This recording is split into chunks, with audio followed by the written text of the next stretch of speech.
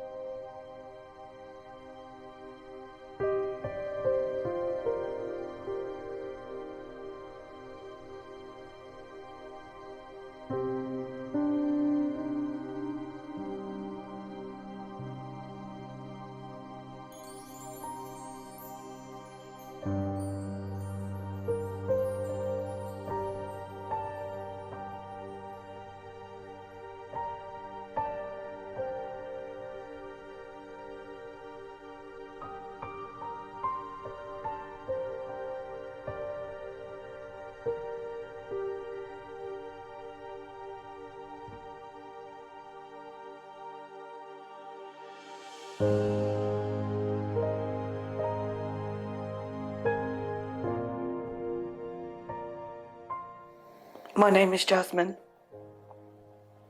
I am the mother of baby Martin Paul, and I lost my child.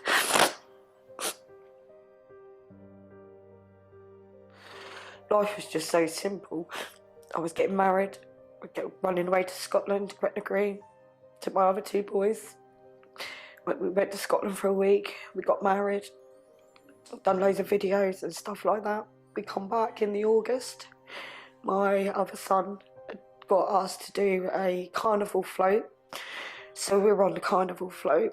My family took pictures, and in one of the pictures my mum said, "God, Jazz, you're looking a bit fat, aren't you? You sure you're not pregnant?" That's something that my family would say. So I'd done a pregnancy test and then found out that I was pregnant. We went to the hospital. We went off to the hospital. Me and the baby's dad, we went on my husband, we went to the hospital. We went into a room and we had a scan done, and the lady was being really weird. And I was thinking, what's going on? And she said, "Hold on a minute." She said, "I'll be back in just 1 second." So me and Martin was sat there looking at each other, thinking, what on earth's going on? I was scared. I phoned my mum, I phoned my brothers. I was absolutely petrified. And then a main doctor had come in and said, "I'm really sorry, but we need you to go to London, to go to a proper hospital where they've got proper scans, because there was something wrong with the baby that they couldn't see, and they couldn't tell me what was wrong with him." I also found out I was 7 months pregnant, ready to drop, ready to bring my baby home from the hospital.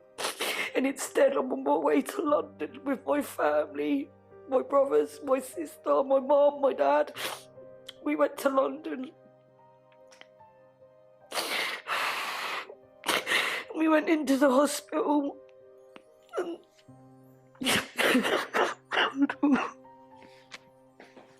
we went into the hospital, they done a scan, and they turned around and said, "My baby's gonna die because all it's got is an undersized heart." That's all he had. I was so upset. I didn't know what to do. First of all, in my brain, I was thinking, "Oh my God, I can't have this in me. I need to get him out. I can't have thinking knowing that he's dying, and I couldn't have him inside me." So a week later, I went to the hospital. I went in there one day. I knew I was going to give birth to my babe. They gave me, I psyched myself up.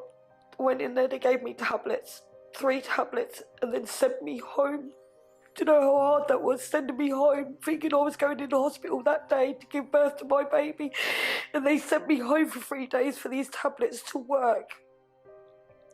So not only that, I'm sitting at home knowing that my baby inside me is dying, and there is nothing I can do about it. I'm aching inside, I'm literally hurting. Then we go back to the hospital 3 days later. They put me in a room, side room, where no one else can see us, at the front of the hospital. They pumped me with loads of morphine and just all the pethidine, everything I had, they gave me. They told me to just relax and just have it. I was so off my face, I don't remember any of it, not really. And then 11 and a half hours I was in labour, giving birth to my baby. And when my baby was born, a certain member of my family said, "Oh my God, she's going to kick off." So they poked me with another lot of morphine. So the 45 minutes that my baby was breathing, I was off my face. I didn't even get to hold my child. I don't remember holding him. I don't remember seeing him until the next morning. I wake up in the morning, screaming the hospital down, "Where is my baby? I want my baby." I'm aching, my boobs are hurting, I'm like literally, I'm bleeding. I have got no child, but my body is telling me I've had one. They rushed to go and get my baby back. My baby is little, like this, freezing cold. My baby was so cold, like I didn't even, he was so bruised where his blood hadn't circled around his body. I was so angry at the fact that I lost that 45 minutes with my child because somebody thought I was going to kick off on giving birth. Like, that's the bit that hurts me the most, is I never got to see him while he was breathing. I never got to tell him I love him.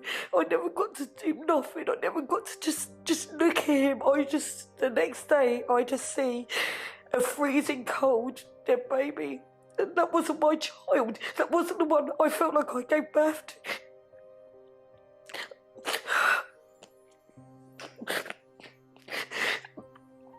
And then when I didn't want him to go back, I said, "Why is he so cold?" And she said, "Because we put him in a freezer." I just went mad. Put my baby in a freezer. He should be coming home with his mum and dad.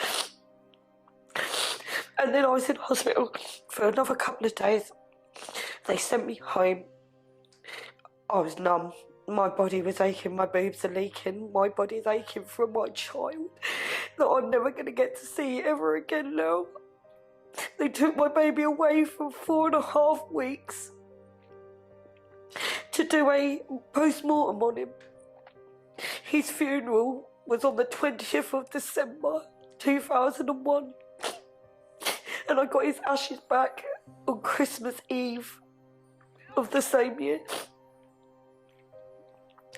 And then a little while after that, I couldn't cope with life, so I started to drink. Every day I was getting up, having a bottle of wine, having all sorts of drink just to get me through my day. And then I turned to drugs at some point of my life because I couldn't cope. And he's 21 next Monday. He's going to be actually 21, and I spent most of my life feeling like I need him, drinking every day of my life, ruining my other children's life because I'm just fixated on just this one child. Like I've only got one kid, and I haven't. I've got 4.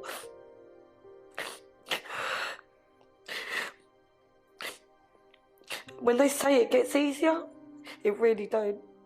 Every November, beginning of November, I look like this.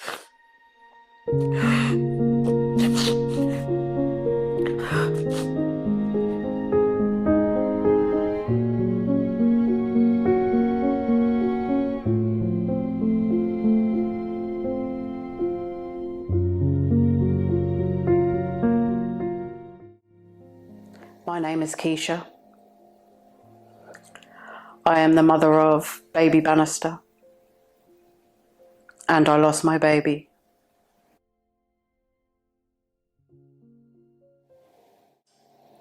It's all a nightmare. You think that you're going to have a great life and things are going to be easy and everything's just going to flow, but I had a lot of trouble. My partner was away. We weren't really in a relationship. We were just starting out again. And then I found out I was pregnant which was not what we wanted at the time because we were just trying to make everything work again. He said he would support me, so I thought, okay, let's go through it. Then, as the weeks were going on, obviously everything was good. We were happy that another baby was coming. Then it got to a point where I started to feel like I wasn't pregnant anymore. Something wasn't right. I could tell something wasn't right. I went to the hospital. They didn't want to know. They just told me that the fact that I was bleeding was normal and to go home and not worry about it. These things happen to people. But for some reason, something was telling me that that wasn't right. I didn't feel pregnant anymore. I could tell something was wrong. I asked for more support, wasn't getting any support from the hospital whatsoever. They checked to see if the heartbeat was still there. When they checked the heartbeat, there was a heartbeat. But later did I find out that that was actually my heartbeat. That wasn't the baby's heartbeat.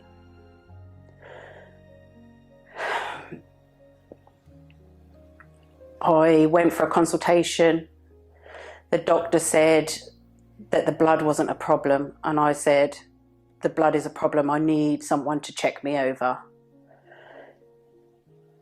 They wouldn't check me over. Luckily, there was another lady in the room with me that when I left the consultant room, she said, stay there, I'm going to try and get you an appointment to be scanned. I was so grateful that she did that, because as soon as I had that scan,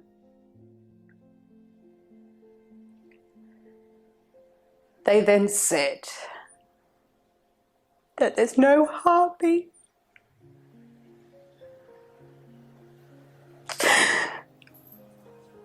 So I was alone because no one was allowed to be with me. I told the lady, she's got it wrong, she's got it wrong. I said, you've got it wrong, check again, check again.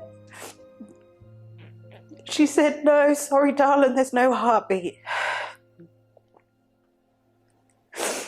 I said, I want my mum. They wouldn't let her come in. But then my mum forced her way in, so I wasn't on my own. I was hysterical. I thought, this has got to be a dream. This can't be happening. Like, I've had one baby before, why can't I have another one? Then I thought, have I done something wrong? Then I left the hospital, went home, told my partner what had happened. There was no emotion. He literally just said, don't worry, we'll get through it later.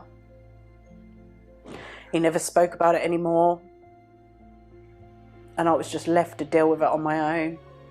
He didn't want to know about the funeral, organising anything. So I was literally left alone to give birth the next day. The birth was traumatic. It was long, painful. They tell you not to look at the baby, but I couldn't help it. So I looked at my baby, I held it, I sung to it. I wrapped its arms around itself so it looked like it was giving itself a hug, so it wasn't alone. And then I had to leave my baby there and go home. I felt so alone because there was just nobody supporting me at home. Then I had to go through with sorting the funeral arrangements.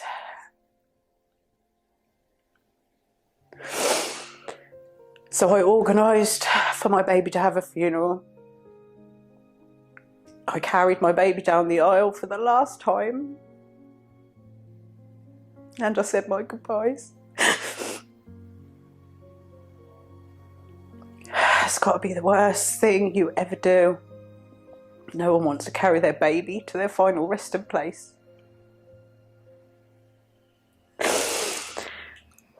And then the funeral was over, and it was just like everybody went back to their own lives. And I'm just left here with this hole, thinking, this can't be happening. Is this a dream? How am I going to get through? I've got to be strong. I've got another child to look after.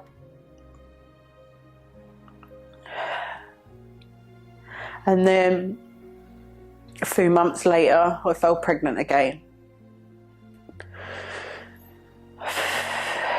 And I was nervous. I was scared, I wanted it, I was so happy.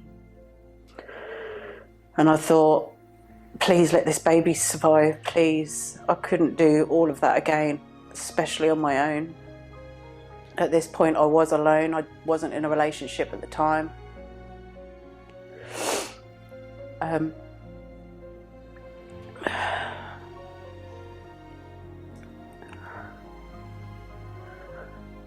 I then decided to just go through with it. But every step was a scare. Constantly checking to make sure I wasn't bleeding. Constantly making sure I was feeling any movements. It nearly drove me insane. But then it come to the point where I had my last scan and I thought, oh my gosh, I'm having a baby. This one's nearly here. And it was the most happiest day.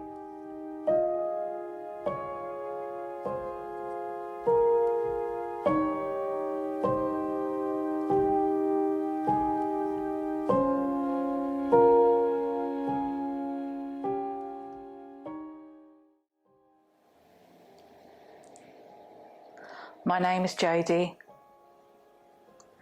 and I am the mother of Leia and baby Hart, and I lost my children.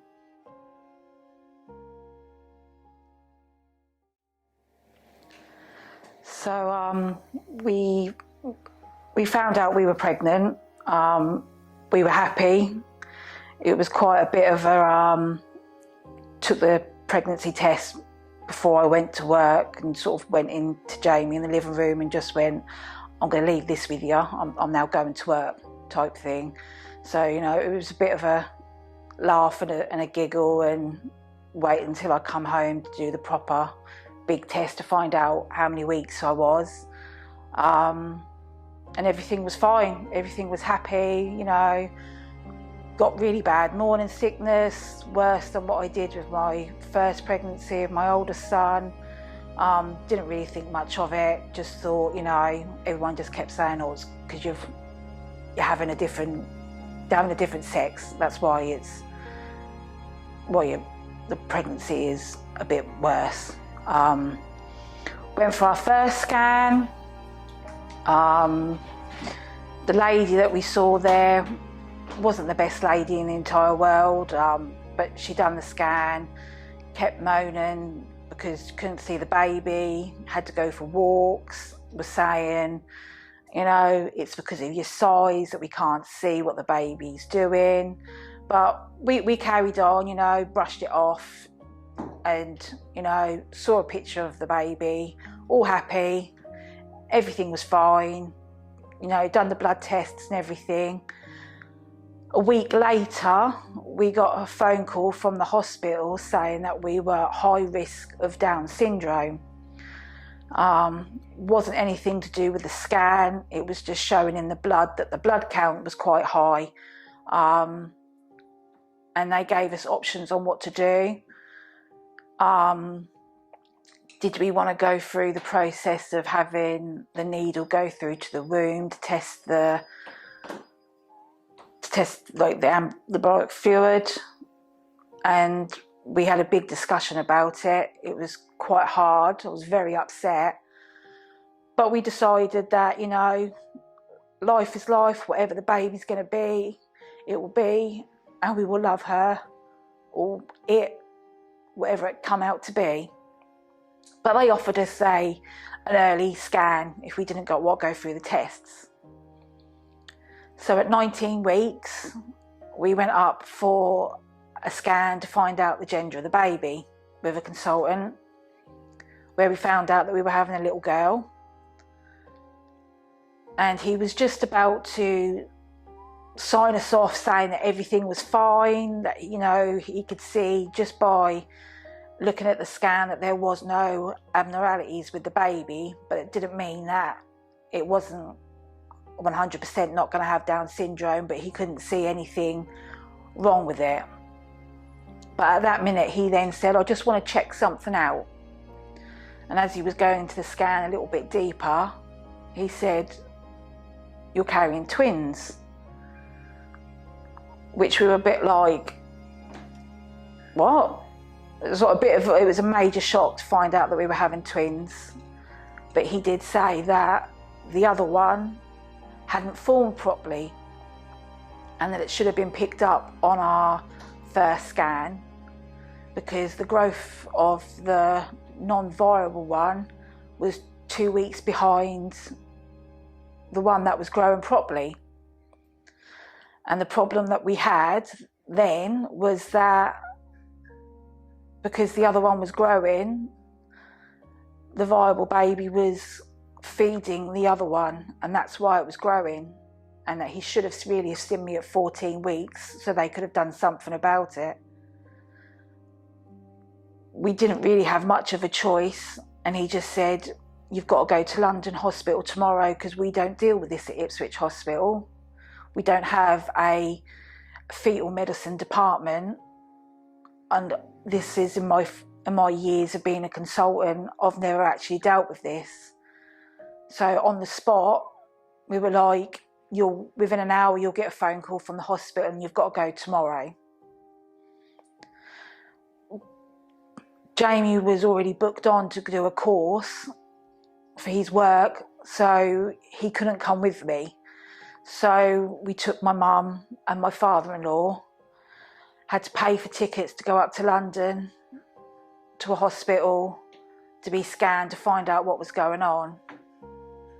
So with that, once we got to London the next day, they done the scan, said the viable baby was fine, there was nothing wrong with her, she was growing, but her heart was working more than it should have done because she was feeding the other baby.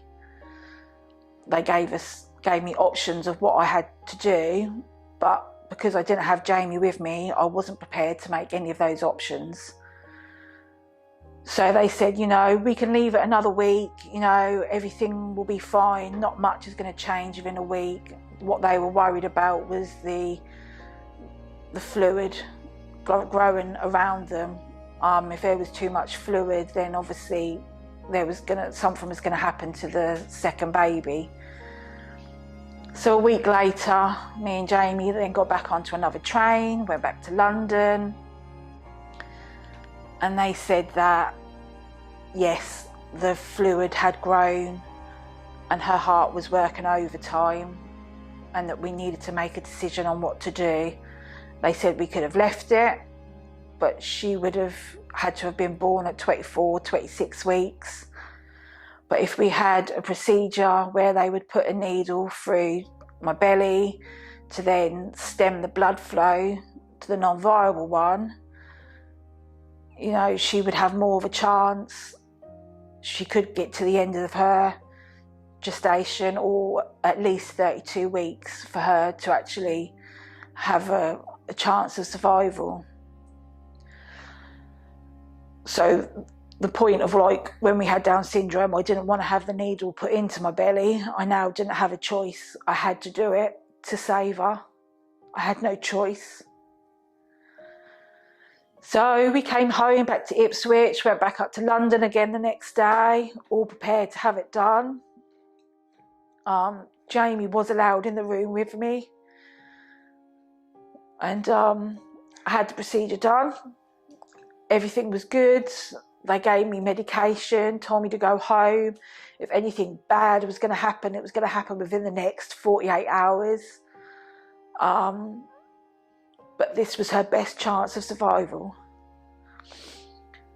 To go home, to rest, and just carry on as normal. So we went home, 48 hours went, everything was still good.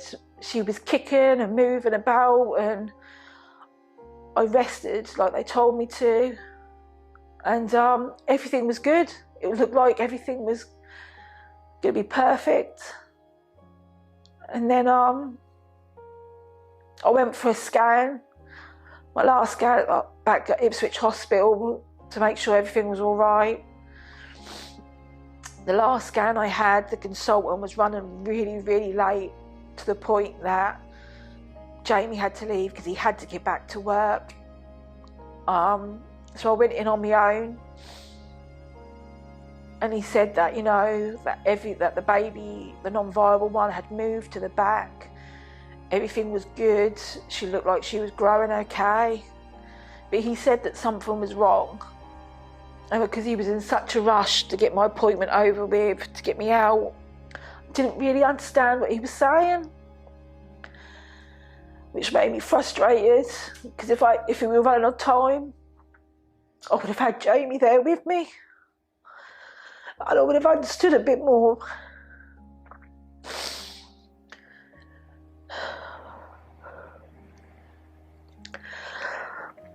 I went back to work because I was only doing a couple of more weeks, and I was taking early maternity leave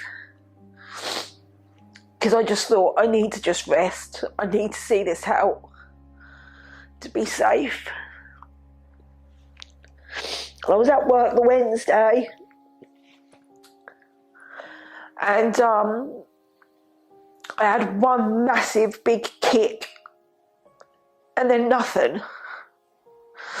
Didn't think much of it really, just thought, you know, she was just trying to move out the way because there was two of them in there. I didn't feel any movement Wednesday night. Thursday morning I got up and I said to Jamie, I can't feel anything. I'm going to go to the hospital. I'm just going to go up there to make sure everything's all right.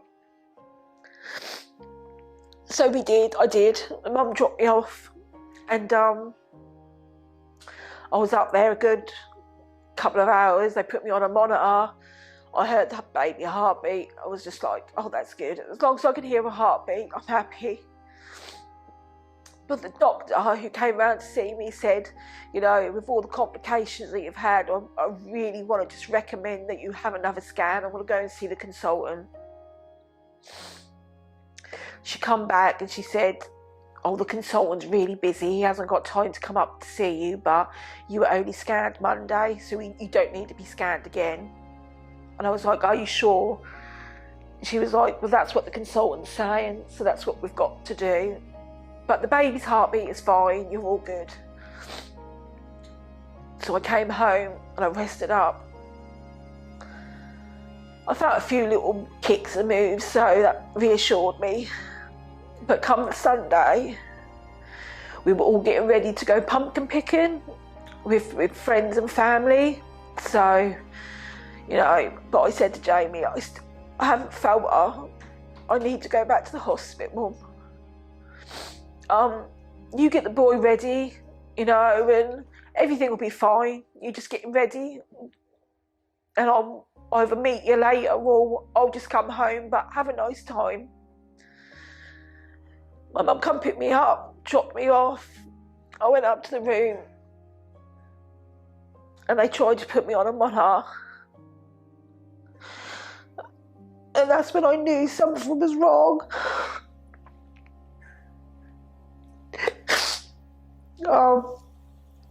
The midwife was really nice, and she just said, I'm just going to go and get a doctor, just bear with me a moment.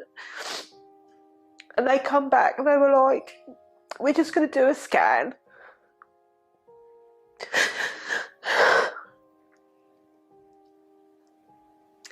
And that's when the doctor said there was no heartbeat.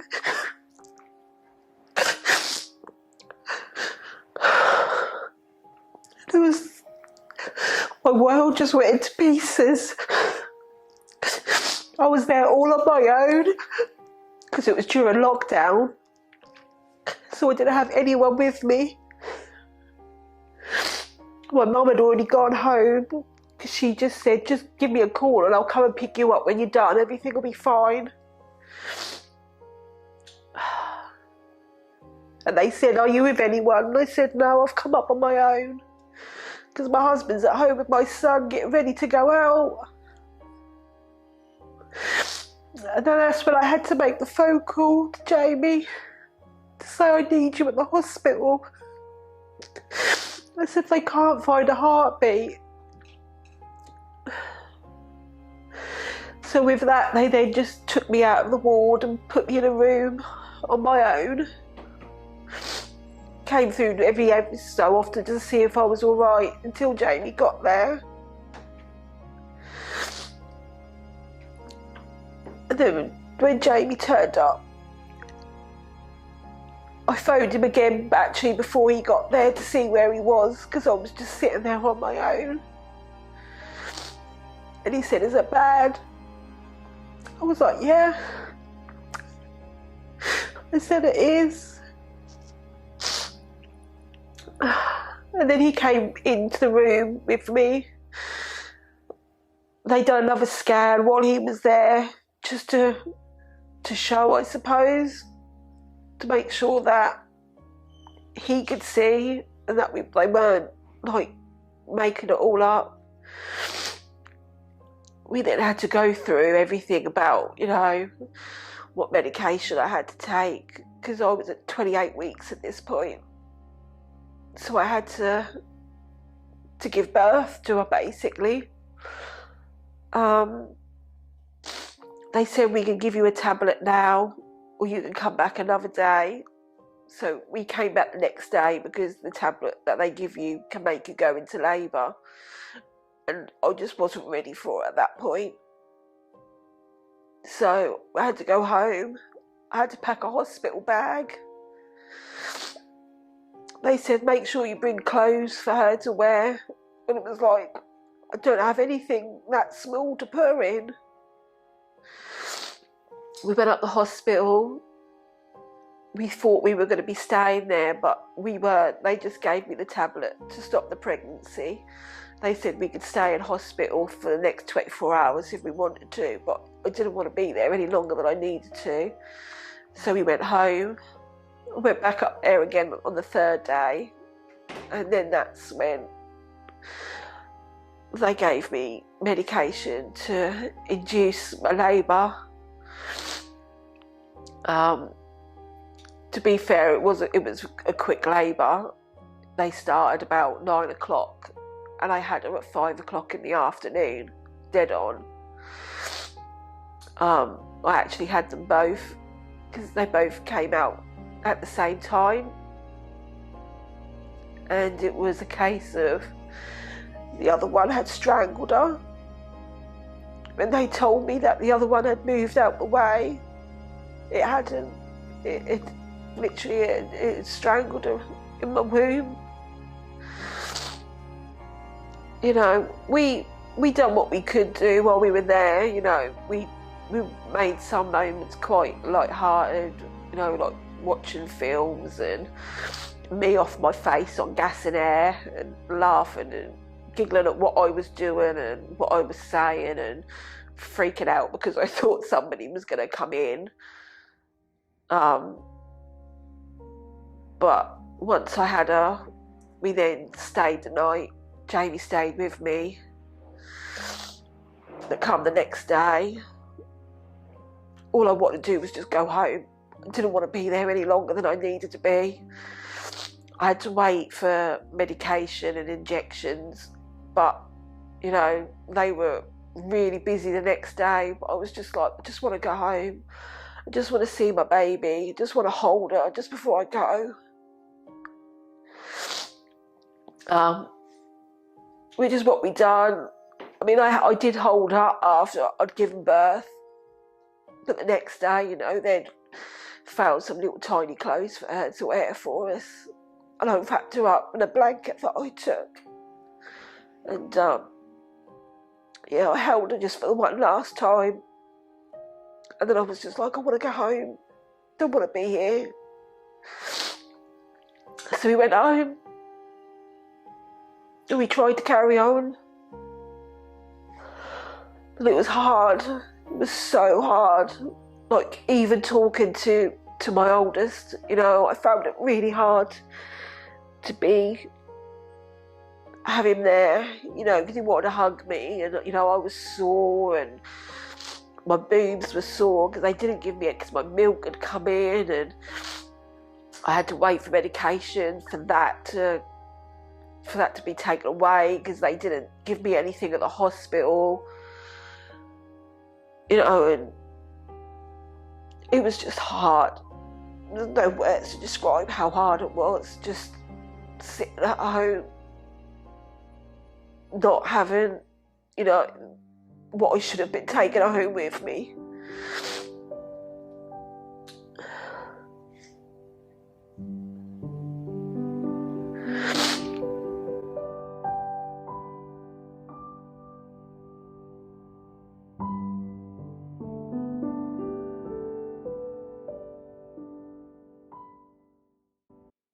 My name is Jennifer Hopkins. I am the mother of baby BT, and I lost my baby. So when I found out I was initially pregnant, I was 18 years old, living in Weston-super-Mare of all places. I had a crazy life full of partying and whatnot. And I was 3 months pregnant when I found out. I was with a couple of friends, went to the toilet, realised I hadn't had a period, and found out that day I was pregnant. This is going to get hard. At the time, I guess I didn't know what to do. I initially booked an abortion in, and I didn't go to it. The father in question was, let's just put it, a deadbeat dad. He was heavily on drugs and not a great role model, I guess. So I had a chat with my mum, and she lifted up my spirits that we could do it together, that the family were going to be supportive, and that we could bring up the baby, and, you know, everything would be fine. God, this can move. Okay. And so I continued with my pregnancy, and it was at a 5-month checkup. God, this is 16 years ago now. 5-month checkup. The nurse informed me when she was performing a scan that she couldn't hear a heartbeat. She tried to reassure me that, you know, there's nothing to worry about. It might just be, you know, a blip on the machine because the baby's still small, or, you know, I'd have to go to another appointment, and booked it in for, in a week's time, to go back to the hospital. Between that time, I woke up, I was around my friend's house on the sofa. I woke up to excruciating pain. I remember just rolling around, and I was saying to my friend, I was like, I'm going to lose this baby. I'm really, like, I feel like something's not right. And she was like, right, we'll get you to hospital. So we went to, can I name the hospital? Western General, yes. Went to A&E. My friend took me in a taxi, and we were taken to a room with the doctor in it. And he examined, he didn't actually scan me, but he examined me down below, which I thought was a bit odd, to be honest, and said, well, you're not diluted, so I don't think you're having this baby. And I kept screaming at him. I'm going to have this baby. I can feel it. I can feel this is going to come out of me tonight. And he was going to send me home. And my friend, I remember she was screaming at him, basically saying, no, keep her in, please keep her in. And I think they it was a busy night, so maybe they didn't want me to take up the beds. But eventually they did give me a bed. And I was lying, I remember just lying there and just hearing this massive pop. And I thought I peed myself. And so I got up and I went to the toilet. And it was a disabled cuticle, in the ward. And I remember, and this is horrific, I remember just looking down and seeing something come out of me, like something disshaped. So I started screaming, top of my lungs. I'd locked the toilet door, obviously, and the nurses were banging on it. And I managed to get up and sort of crutch over, open the lock. They ran in and just stuck a bedpan underneath me and just told me to push. So, yeah, it's quite a traumatic experience in itself. And I gave birth to a boy who was dead. Can I pause this a minute? Sorry.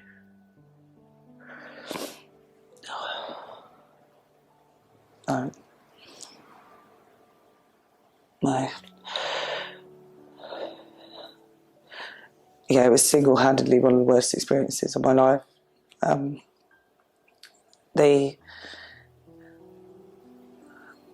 remember being in the hospital overnight. I was there a few nights, actually, if I remember rightly. And they gave me my own room after that. And friends came and visited with flowers and stuff. And they gave me a photo, like they took a Polaroid picture back then, which is quite odd. Sorry, Paul, can we stop this, man? I can't. Oh my God.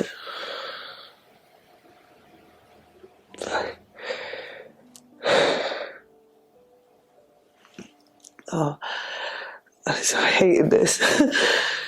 I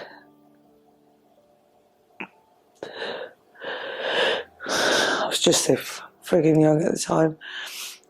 And after hospital, they sent me home and with my Polaroid picture. And I guess that was that. And they talked about funerals and cremations and to be honest, I didn't know what to do. It was, I couldn't even go to my child's funeral because it would have been too much. And to this day, I still regret it. Like, I guess when you're that young, you blame yourself. You really blame yourself to think that you caused this, and therefore, you deserve it, I guess. And so I just carried on with my life. There's nothing I could do. I just felt I just started drinking heavily, doing drugs heavily. Really just hated myself. I didn't go to counselling because I thought for about years about it. And I remember when I did start counselling, she told me to write on a board pinpoint moments of my life that, have been either really, really high or really, really low. And I was writing them all down. And getting near the end, and I turned around and went, oh, I forgot.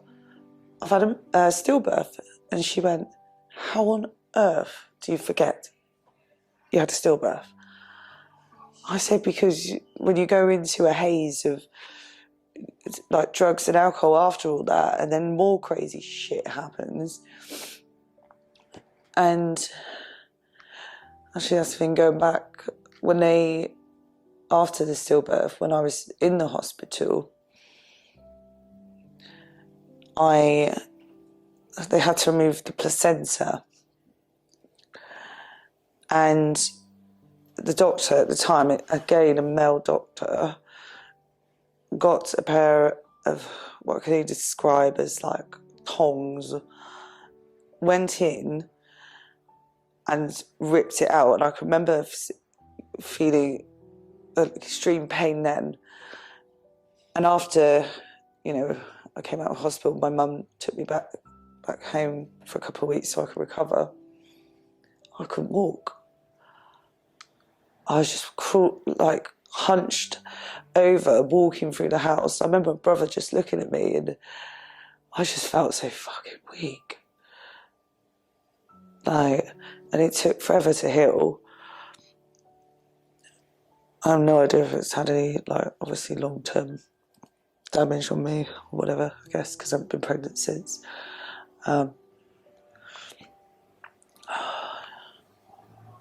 It's just, yeah, I wouldn't wish that on anyone. Oh God, sorry. Yeah. So, yeah. Guys, it's been an emotional story today, and I'm so glad that I'm able to be able to get a lot of people like yourselves to come and share this journey together, because I find that a lot of people, when I've podcasted or I've done many documentaries that have gone through grief, and I was one of them people that thought that I was the only person going through a traumatic time at that given time, no matter what it is, whether, I don't know, I've ripped my trousers and I'm out in public, or something completely serious like losing my brother.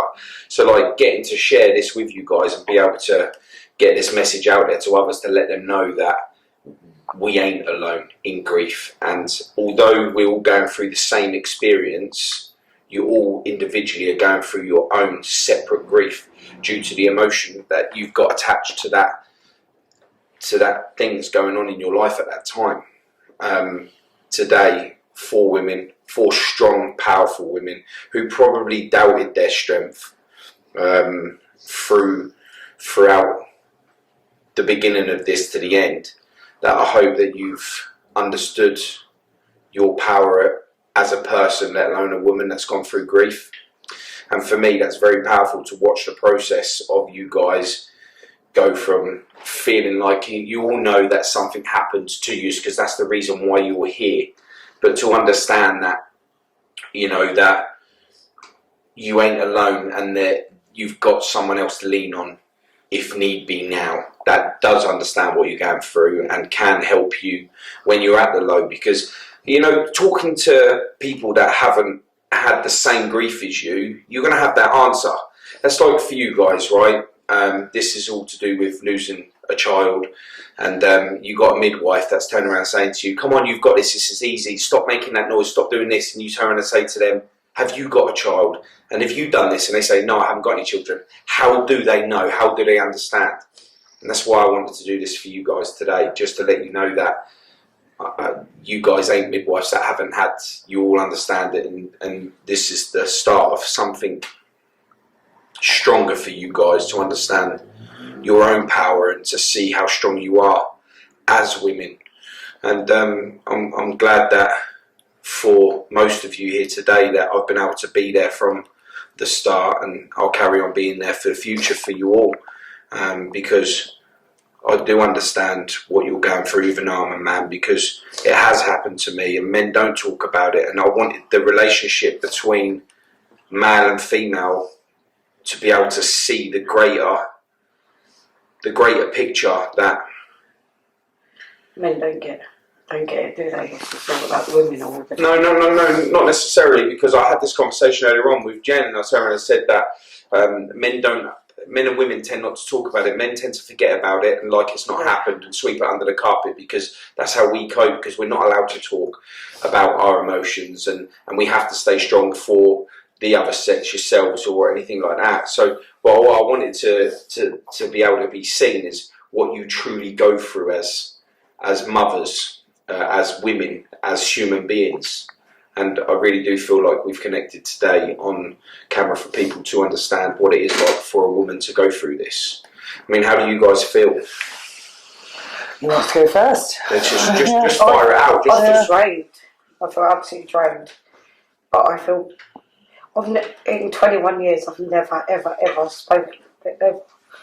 A little bit, I feel a little bit like a weight's been lifted off my shoulders, but it hurts. It hurts so bad. And it's like talking about it again now, it just feels like it only happened yesterday again. You know, with the babe turning 21 next week. It's like a big birthday, that's a massive part. Like, I don't know, like being a milestone sort of birthday, I just feel like I'm going to struggle. I really think I'm going to struggle next week. I do. Mm-hmm. The thing is, what is just so crazy about all of this, right? So your baby's 21 coming up, so it's 21 years ago. Yeah. Yours? She was 2 on the 27th of October. 2 years. 16. 16 years. Yeah. 2 years. Now, this is so scary to weigh this up in an instant like this, but and without feeling like, wow, I've got the rest of my life. Just goes to show that trauma doesn't leave you. It doesn't matter how good life can be. It doesn't matter how successful or how much you have more children. You don't have more children. You already have children. You're planning for futures, and you have different people coming in and out of your life, and you travel the world and you do all that lot. The trauma's still there because 21 years shows. My body still aches. My body still aches from the same day as when I left that hospital. My boobs hurting. Like literally, my body wanted to be a mum, but I had no baby. You say about your boobs hurting. Jade said exactly the same thing. She said exactly the same thing as what you said, and when you was doing yours, you touched yours when you was talking about it when you come out, and it was very surreal to see, like, the first things that you do think about when you're that far on before you lose is the feeling that your boobs have, because I guess that instinct. Yeah, Right. even As if a you're mother, not haven't you? even if you're not planning on breastfeeding, No. that it's still that part of being a mum Mum. that your body tells you that that's what you've got to do, whether you're going to use it or not. No. It's still there, you know. And you know, when I had Reese, you know, I come out of hospital and yeah, my boobs hurt, but you just sort of carried on because I still had my baby and I was still feeding him, and you know, the pain just goes away. That they hurt more. But they did, They yeah, did. absolutely. Mine felt like they've been punished more. really Like hard. they hurt more than as if when you have any other child. Just this time round, like the boobs were just so sore, like really sore. Because like, I can even remember Jamie saying, he was like, "You look so sore," and it was, and I can't remember that kind of pain when I had my first. No, I can't remember it either. Like just the pain, just the whole bit about it, leaving the hospital with nothing. You know, and then they still put you in that room where you're still on that ward where everyone else has still got their crying babies, and you can hear them with their crying babies, and you still have to walk out of that bloody hospital with just your family, no baby. That's just jogged my memory of, I said they put me in a private room at the hospital. Mm-hmm. It was the maternity ward. They think it's right to stick you at the front. And yeah, you can hear the newborn babies crying. And the funny thing was, one of my mates was only a couple of doors down having her baby. So she walked out of hospital with her baby, and I walked out with nothing. And that's what it feels like, nothing. Yeah, you know, like we're still really good friends now, like, but I just sit and think, like, no mother should never not have a child. I don't think it's right for no mother or father to ever not have a child. I think everybody deserves to be loved unconditionally, and that's what you get from your children. It don't matter what sort of person you are, they still love you, even if you failed like I have. I drank for nearly 20 years of my kids' life, and I feel like I owe them everything. I feel like I've let them down, but they always look at me and they go, "Go, Mum, you've done your best." But do you know what I mean? But still, do you know? I think, like, throughout life, I think we will always critique ourselves as parents. We could have done more, we could have done this, we could have done that, but we can only do what we can do at any given time, you know. And I don't think you should ever judge yourself because the position you're in the future, if it's a better one, you could have done better now than what you could have done because you're in a better position. But you can't judge yourself from what you are. I mean, one of the things that I have learned from this is how far trauma is willing to push you as a person. And like with two of you, you turned into an alcoholic. Yep. You turned to drink and drugs. Yours was ketamine, cocaine, anything I could get my hands on, really. And I ended up ODing on ketamine and ended up in a coma for 3 days because I just went totally crazy. I lost my mind over it, and even to this day, it's.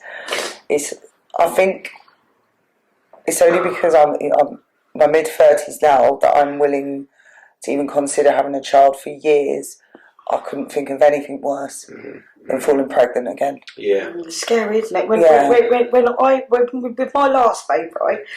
When I found out that I was pregnant, I could not believe it. Like 12 years down the line, I got pregnant. I could not believe it. I was absolutely petrified. I did not want to have a boy. I didn't want to have a boy. They kept telling me for a month I was having a girl. I was so over the moon I was going to get a girl. But I just didn't want to take the love away from my boy that I lost to give it to another boy. So when they turned around and told me in the scan room that I was having a boy, I was screaming the place down, begging them. I don't want a boy. I don't want to take that love away. Now that he's here, he's a spoiled little shit. He's my little rainbow baby. I give him everything. And look, my other boy's like, Mum, I was young when I had them. I'm a lot different now. Like, you don't realise that having children is actually really dangerous. Like, you could have it just taken away just like that. Yeah. Just like that, and there's nothing you can do about it. Nothing. How did you, because you two went to the addiction side of drugs and stuff, and you two were completely the opposite, right? So how's it different for you? How comes you didn't slip, or have you wanted to slip but hadn't because you've obviously got... I wasn't able to. I literally had to just be strong for the other child that I had, because the partner that I was with took to drink and drugs over it. So I didn't have time to worry about myself. So your partner went off because of it. Yeah. This is what I'm saying, and this is why I so badly want to do a father's story as well, because I think it's very important that we capture that side of it as well, you know. But back to yourself, and you had to stay strong because you're little and try and keep your family together. What about you? Yeah, it was more just the same really. We've just got to keep it together for Reese. I mean, I stayed in a lot. Yeah, you did struggle with going out. I couldn't go out anywhere. Yeah. I struggled with actually meeting people and seeing people. Is it because of what they were going to say to you? I just felt like everybody was looking at me as though they were looking at me and saying that, oh yeah, that's the one that lost a baby. Yeah. And that's what I struggled with. I mean, like, I didn't see like any of you guys, I didn't see any of you, and the first time I saw you was the day of the funeral. And that was like bad enough, obviously having the funeral, but obviously then seeing you as well, where Jamie had already seen people and talked to them and that lot. I mean, I couldn't go back to work. It was just, I done a day to go back to work, and I just cried. I couldn't even walk through the door. And literally, I was just like, no, they're all going to stare at me. The lady from my HR department met me in Costa Coffee, and she was like, no, don't be silly, they're fine. And I'm like, I can't. And I did, and I cried. I was literally in there about 15 minutes, and I'd done nothing but cry. And I just went, I've got to go. I can't do it. Did anyone like myself here blame themselves? Yeah. That was going to be, I'm glad you picked that up, because that was going to be my next question. Yeah. Like, do you, as a mother, as a parent, do you blame yourself for losing what you was creating? Like, you was growing this inside you. Did you blame yourselves for I it? did at the time, yeah. What was the first? How did you blame yourself? Like, what was it? You think there's something you've done wrong? You ate, drank. Yeah, that's Too much exactly, stress. that's exactly what I think. Because I didn't know I was pregnant. I was getting married. I was drinking, and obviously me and the dad were like, obviously we were great. So we were doing like stuff that what bad does do, And then like it's like the same as when about the baby as well. Is the Friday I had him, they let me out on the Saturday night, me and Martin had hit the town, mate, and that is where it hit. Just literally just drunk, telling everybody I've lost my baby, like help me, and Martin ended up having to take me home. And the reason why I managed to move on to do what I'd done is because I had a really good family that looked after my kids, that helped me. So and then I feel like I abused that. They took after my kids to look up to help me, but I was out getting fucked. Didn't care about that because my kids were with my family. So I was out every weekend because these lot were just taking God, Jazz, you go do your thing. So I'm not blaming them. I feel like I let them down because I abused their what's the word? I abused, like, they were trying to help me. And instead of sitting at home trying to get myself together, I was out down the town getting fucked.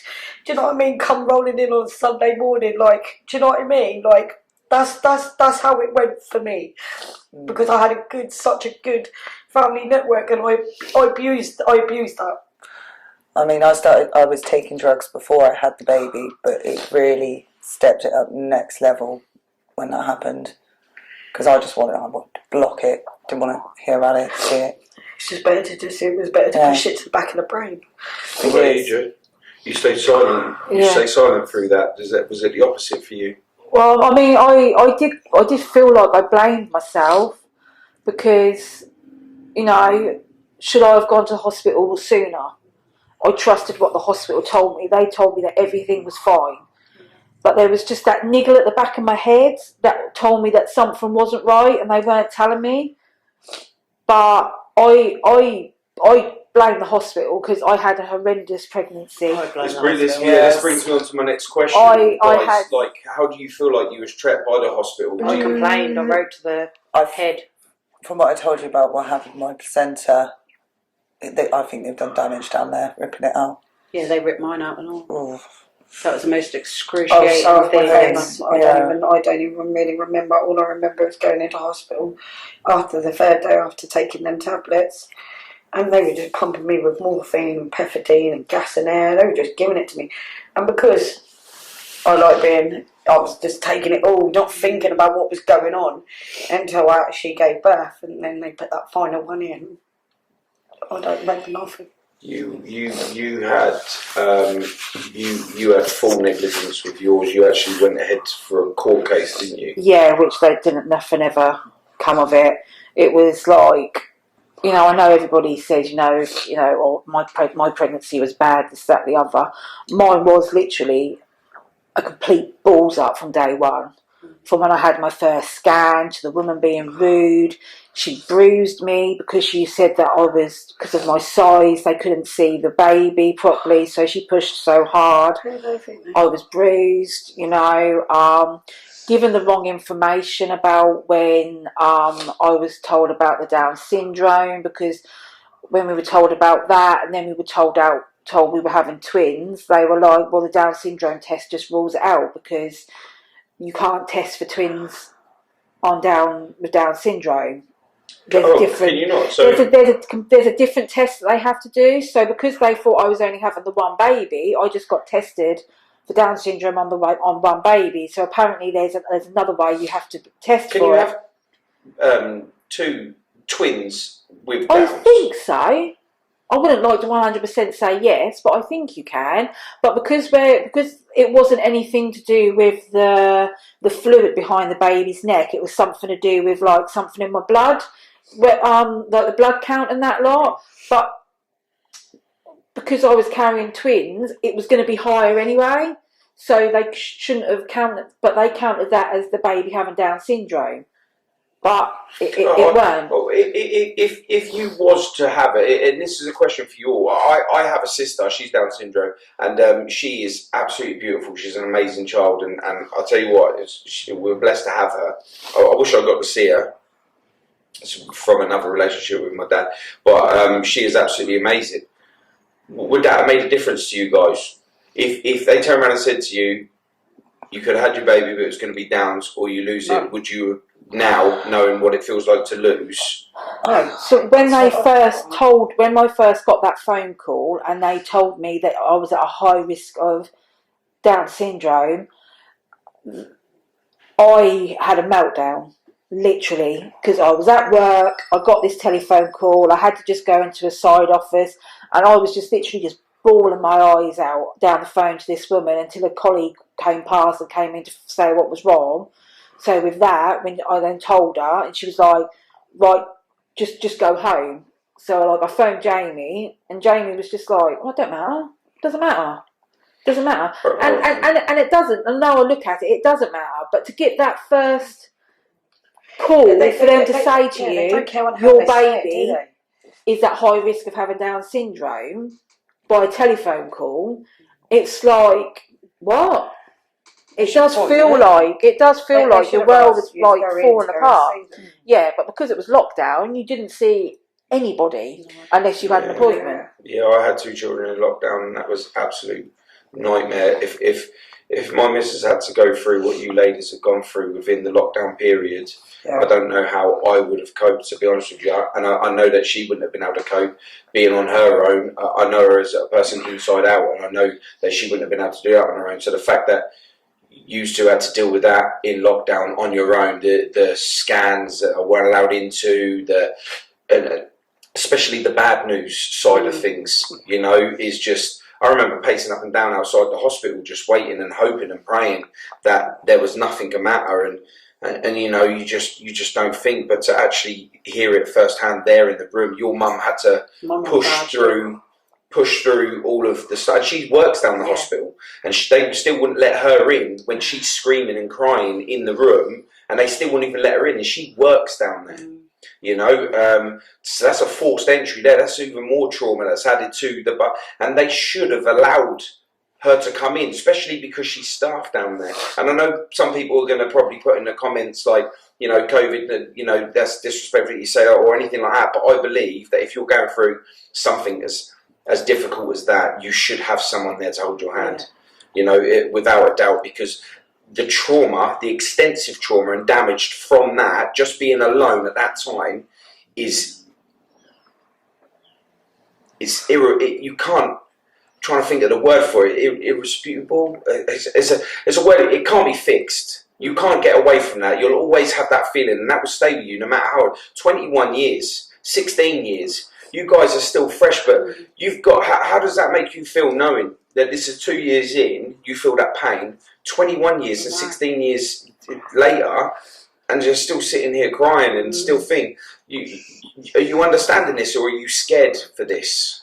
I'm not going to lie, I'm worried for it, because I feel like I have to push it to the back a little bit because I've got 2 children to look after on my own. So this is what you've done. You blocked a lot of this out to an extent where you like things keep jogging your mind, don't it? Like from where you've literally just shut the door to try and help survive. And you visualise every year when the kid's 10, when the kid's 13, their milestones. Yeah, that's what you're doing now, isn't it? You know, 16th birthday. I would have a teenage lad now. Like, I visualise what he might look like. That's exactly why. It's horrible. What does he look like? What colour hair? Would he be in trouble? Would he do drugs? Would he drive? Would he be a nightmare like me? Yeah, do you know what I mean?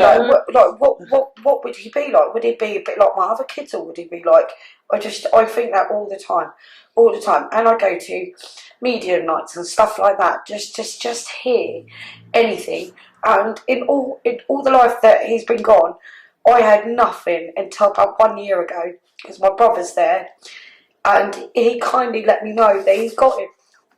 So I know that my baby's with my brother. And that's all I've ever wanted. Of course, because you've just been assuming he's been on the other side by himself, on his own. All by himself, because he's a baby, he can't talk. See, that's another scary thing as well, with hearing that, like, you know, we're in this world hoping that there is a next that we end up going to, or we end up meeting up, and then one day we'll have that big reuniting party where we're all together yet again. And that's, I never really thought about it until you just said it there, like being on the other side alone. That's a bit of a thought to have as a parent, to just assume that there's no one there looking after them. I go there, I go to these mediums all the time, and I get really upset when I leave there and I don't hear nothing.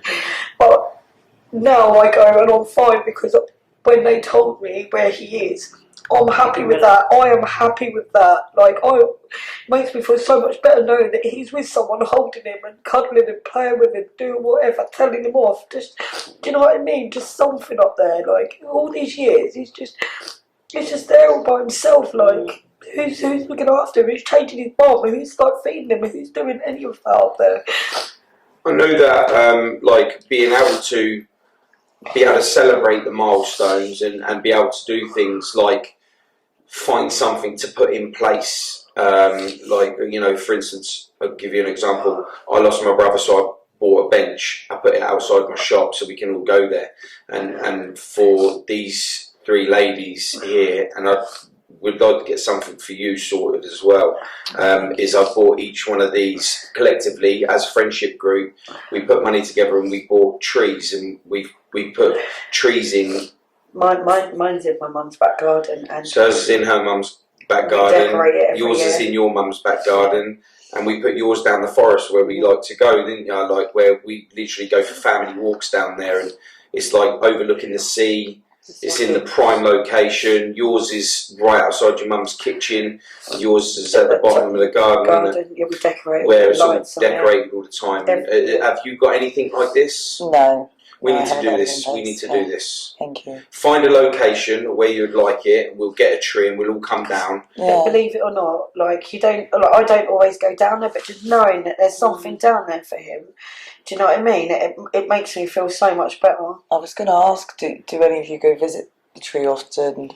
I don't go all the time, but I've been a few times since it's been. It's there when I go to my mum's and that lot, but I also had a in Ipswich, over one of our parks, there's a remembrance tree, and it's just a plastic tree, and then it's got golden leaves on, and it's done by a bereavement charity from the hospital, and it's set back, and it's lovely. It's sort of set back off the way, down a little alley.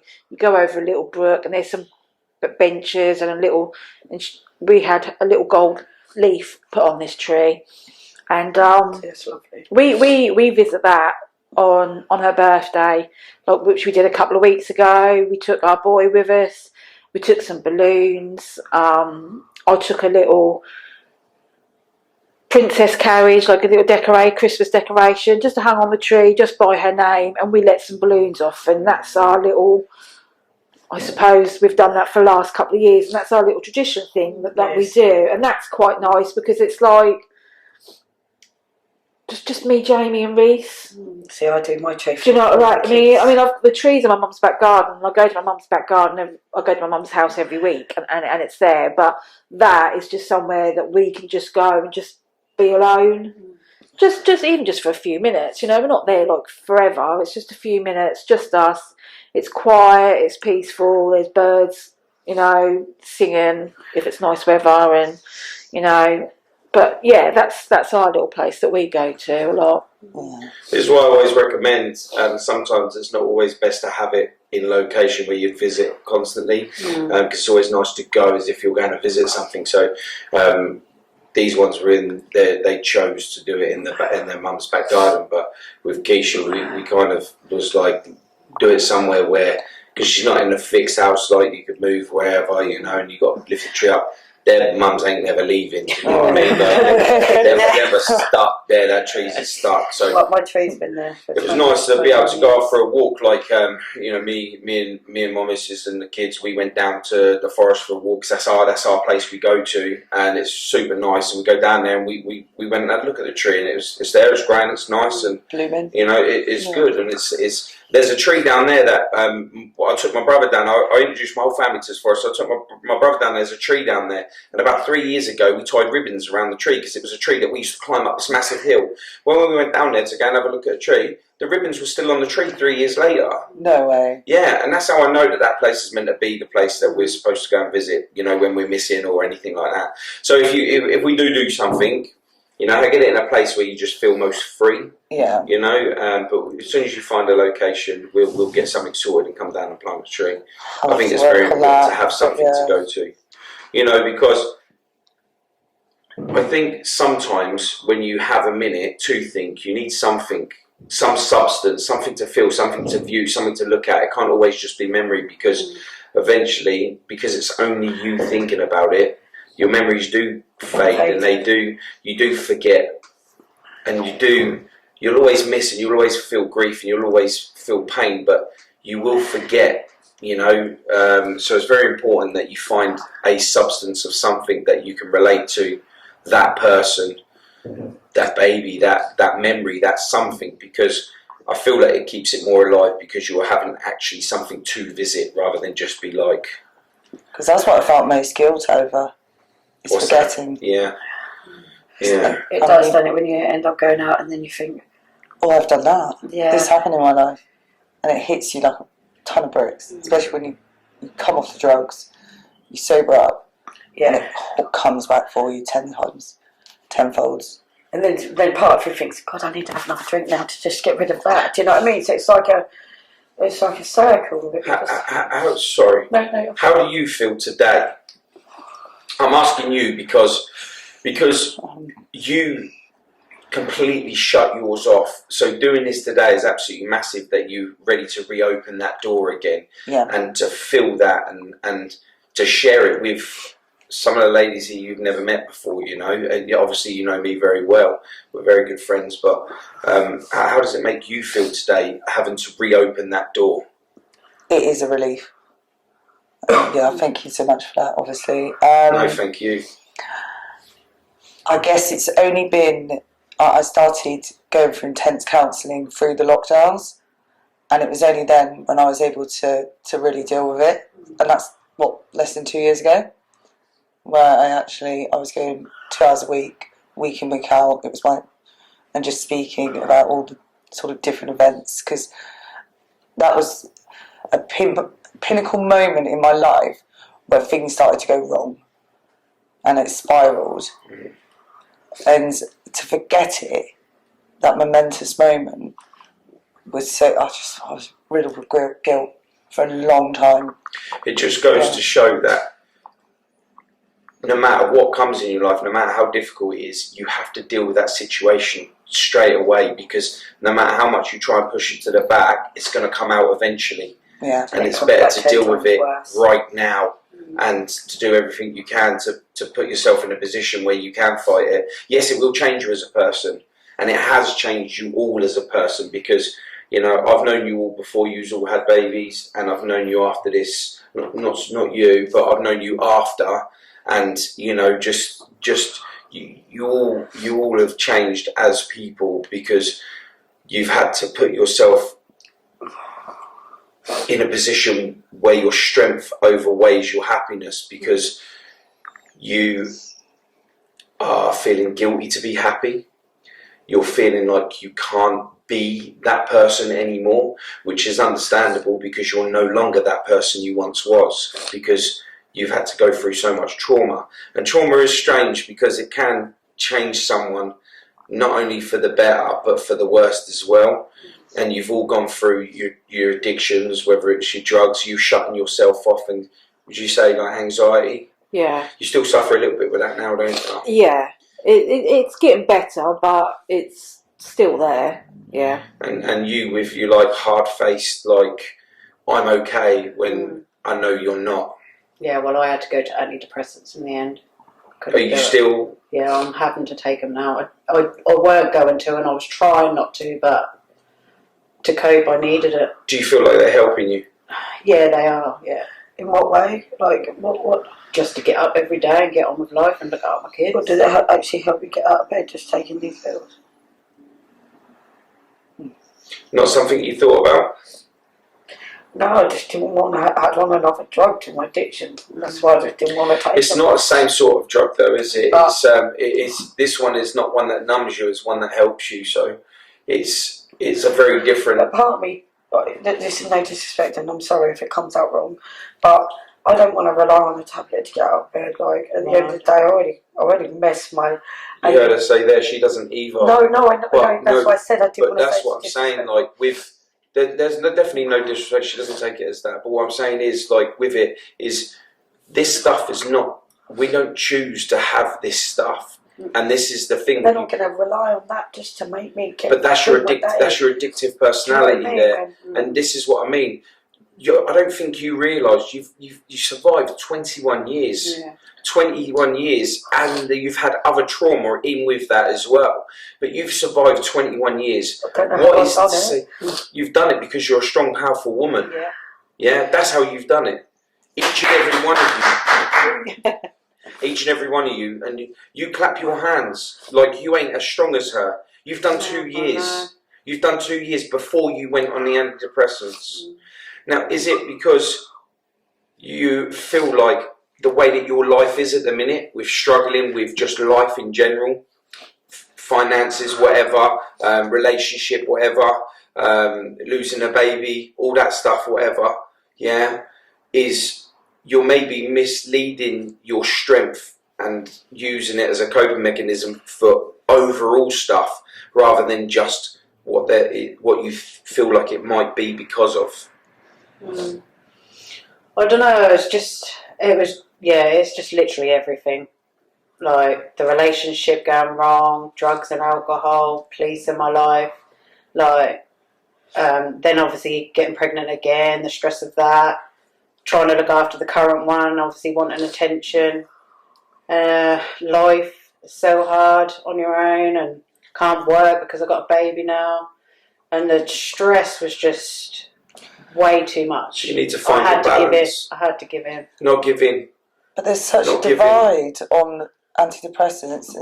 You've got half the people who go to them because they want help, and half the people who turn around and go, I don't want to be addicted to something. I agree. Something. I've had that thought myself. So where are we going to gain this better knowledge from? Like, how are we going to be able to? You're 4 women that's gone through the same experience. That's had 2 of you. It's so weird because literally 4 people and 2 of you divided. Both of you went to addiction. 2 of you went to addiction, and 2 of you stayed with like, how am I going to deal with this?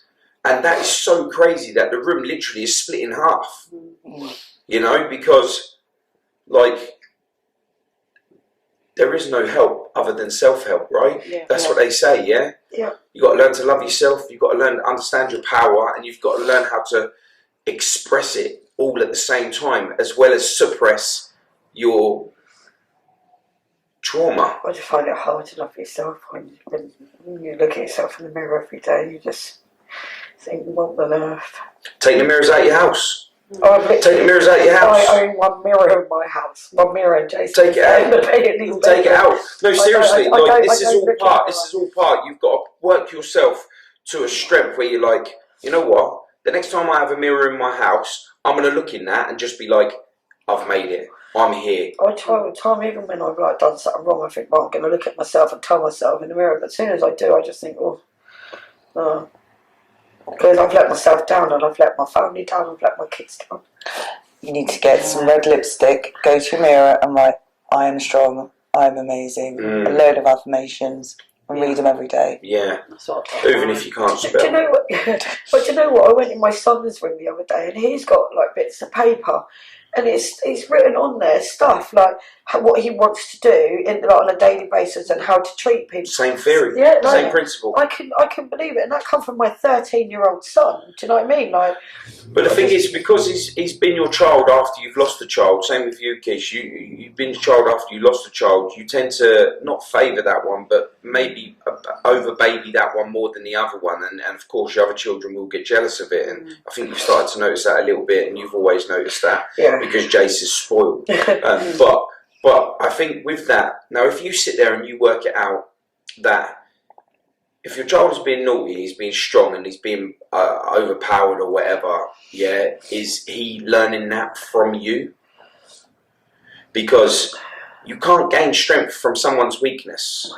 Now, you can gain a higher pole position by being a more dominant person in that scenario, but if he's got affirmations on the wall that are creating positive in his bedroom, he's there, he's looking at it, he's viewing it, he's laying down, and your son's trying to figure out like what he wants, and he's not, you know, that guidance thing and stuff. And I think like you just need to take a step back and see that that's power that's gained from you. You haven't got a man in your lives, and I they're feel seeing like that power's gained from my two older boys, because they do a lot with my youngest, and yeah, they, you know, if they feel like he's being naughty, they tell him off. I think you've got to stop taking away from yourself. I really do. I think you've got to stop putting yourself down, because at the end of the day, like, you ain't going to make yourself any better, and life is not going to get any better for you as long as you keep putting yourself down. Because if there's all these people in the room, no, you're letting them down by letting yourself down. Yeah, that's what I mean. By talking and treating yourself the way that you're treating yourself. That's on you. You've got to be able to change that. So you're letting people down by talking the way that you're talking, because everyone else in the room can see your strength and your power, yeah, except you, because you're not allowing yourself to see it.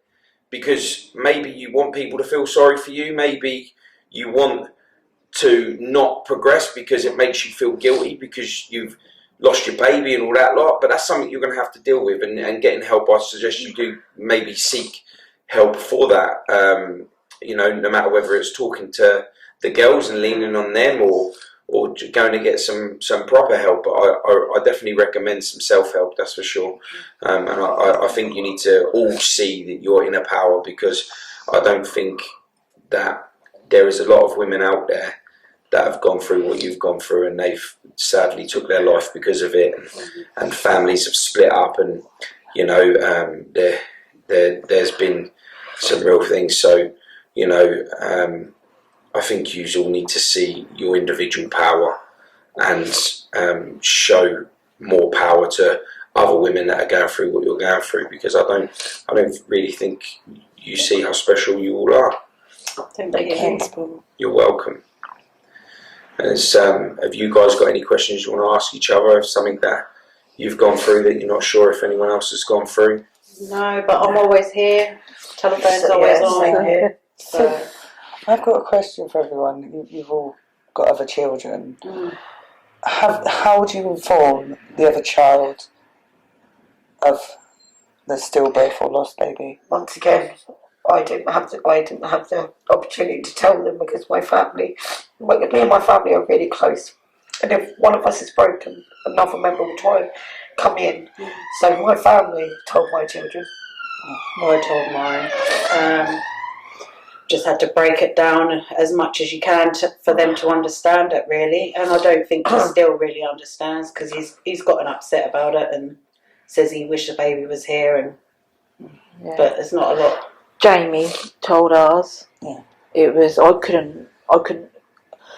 felt bad because I couldn't even look at my son when I lost my daughter. I struggled.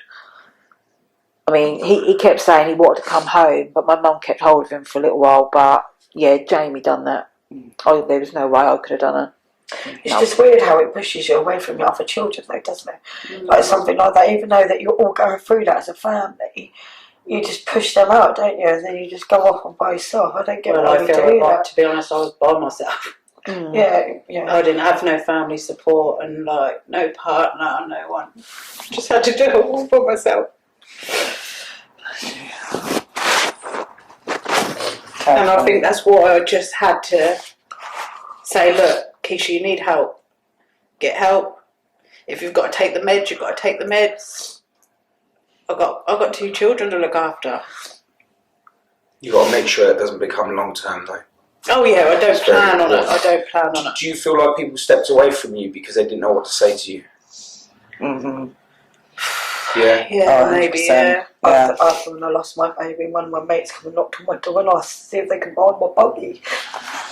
Wow. Gosh. You know, I said they gave me the Polaroid picture. I hid it on top of my kitchen cupboards in my flat, and my mates who were high on drugs were all round and it disappeared. So somebody pinched the picture. This is one picture I had. I've got Polaroid pictures. I've got 6 of them. And now because it's 21 years, it's fading. They fade.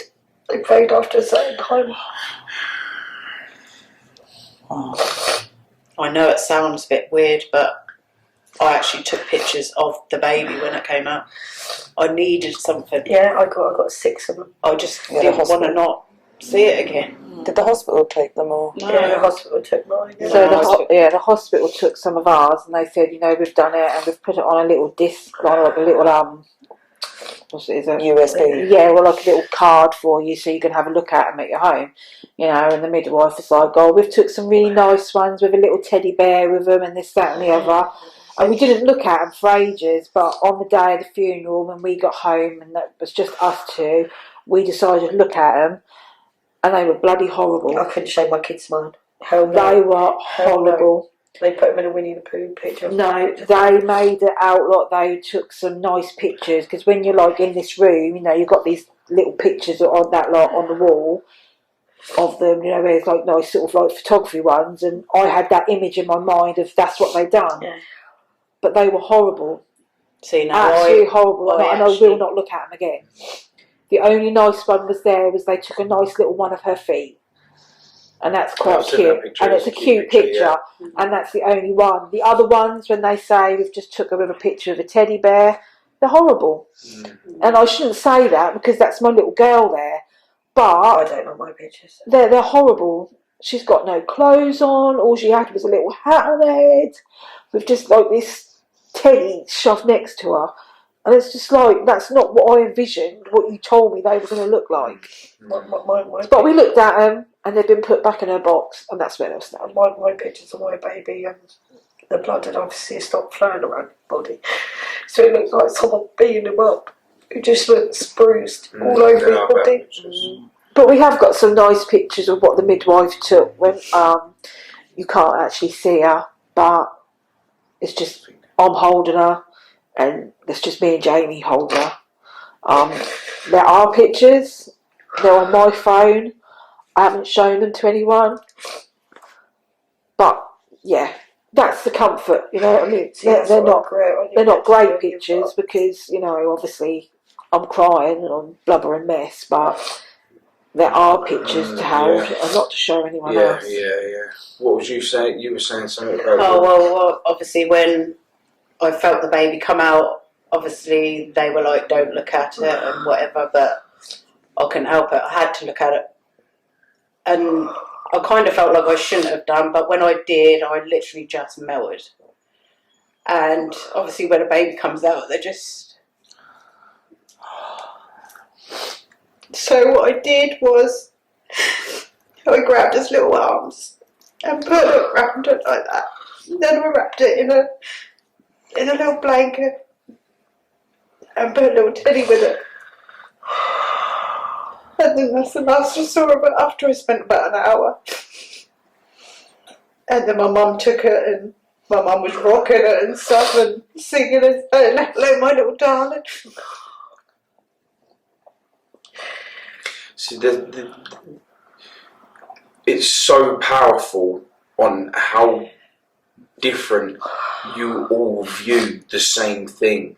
Like your connection with the baby and the teddy bear wasn't that great. Yours is the final memory that you're so peaceful with in a traumatic way, but you're still, and it's so crazy. Like I never understood trauma until it all happens, and then you really go through it, and it really does make you want to show everybody else out there. And this is why we do what we do, right? And this is why we're here today, to be able to let people know that this is how the struggle is. Because, like, other people in the street, like you said, when you was out walking, you didn't want to come out because people would be like, "Wait a minute, you're pregnant. 1 minute, where's your kid?" And it's like you didn't come out because you didn't want people to ask you. And you don't say, you didn't really speak about nothing until really today. Obviously, you knew you were upset, and 16 years, and you tried to bypass it, and you went on your antidepressants to try and forget that feeling, try and suppress that feeling.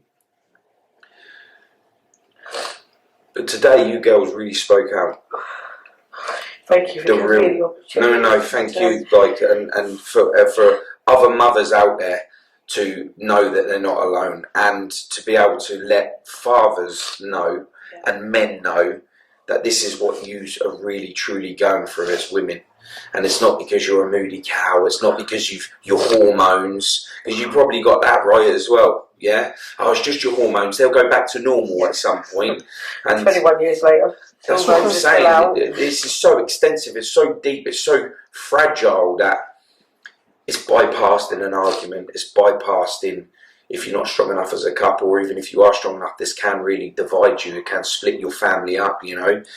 It can stop you from wanting another child to do that again. It can make you want to go and have another one. You guys went on and had yours, so I don't know whether there's something, I don't know, but I'm sure that we're all blessed in our own way with what we've got in life, that we need to take this as experience and help strengthen other people. I will say, having my last baby has helped me get through the rest of the years. He's given me something that I've been losing for such a long time, and then when he's there, it's just on the warm feeling you get inside about being a mum. Can you relate to that? Yeah, I can. I am so grateful and so blessed to have him. But that feeling is, I look at him and I think, oh. Could he have looked like that? Yeah. Would he have been just like this? You get that with Jace? With Jace, all the time I look at him and I think, oh my God, like, you know, your other brother, you should be your brother. And you've got every right to sit there and view that and just think, you know, it's like, you know, I'm not here, I'm not going to talk about my experience and what I feel like, but when I look at my child, but it's exactly the same as what you think. I wonder how much that would have been. And you're in a stage where you're looking to start another family. Yeah, actively trying for a child at the moment. Yeah, with my partner.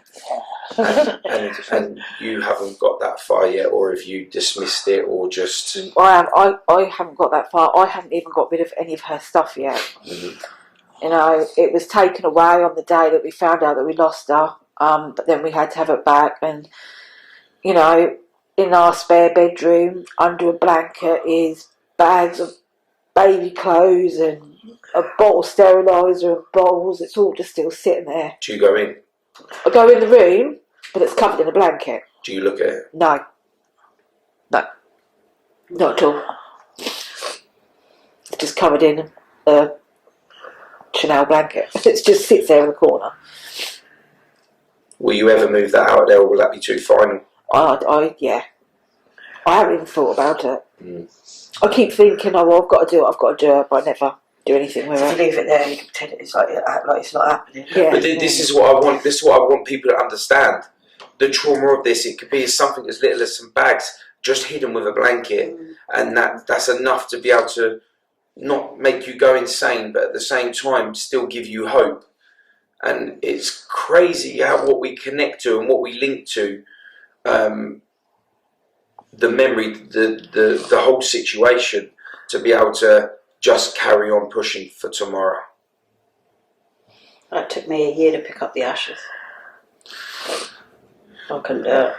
But then I started to feel guilt for leaving them there on its own.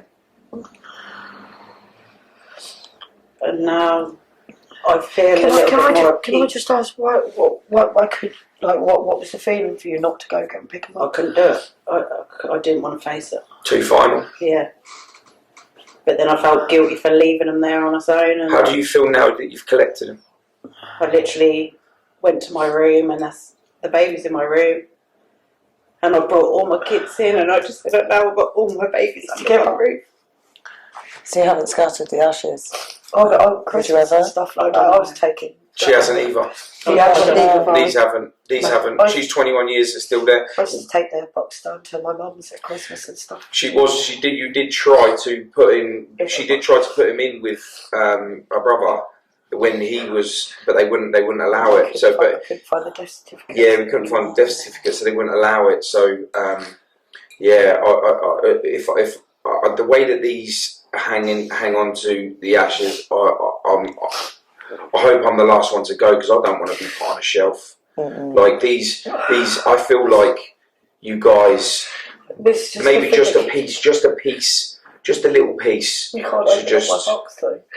You can't, even if I did want to do something, I couldn't because it's so sealed up. You can't get nothing out. It could be done. We can get that sorted. Because I'm going to have a tattoo or something, just so that they're not pushing on me. I'll take him to a friend of mine, and we'll get this sorted. It's not a problem. We'll get this sorted. There's in the sake of moving forward, and moving forward doesn't allow you to forget, guys. Remember this, yeah, because this is with us forever now. Collectively as a group out to the world, you know, and you say that you're on your own. You have never been on your own. You have never been on your own ever. You've always had all of us here. Always. And you always will do, no matter what. Yeah, and the same for each and every one of you. We'll always be here, so you're never ever alone. Just know that, and because of that, we've got power within ourselves to be able to make sure that you guys do not fail in finding out your true power. And I hope today really does allow you to see just how strong you have been since 21 years, 2 years, 16 too. You know, you guys have survived 16 and 21 years, and you guys have only just started out. Yeah, I've been there for 21 years. I've been there for 2 years for you, and I'll always be there for you. Thanks, Paul. All right. So, guys, thank you so much. thank you. Really. Thank you. Well done, girls.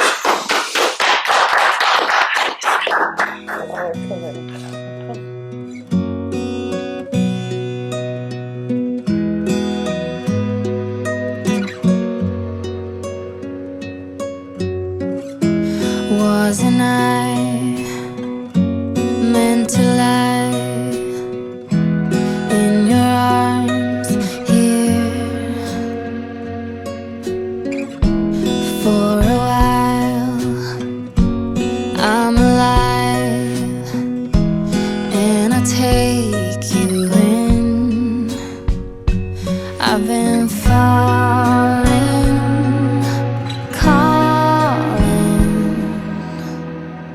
when I reach out, you will hold on. Was it a rainbow falling? Was it a rainbow falling?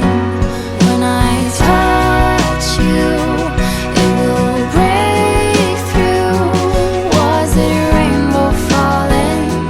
Was it a rainbow falling? Oh, was it a rainbow falling?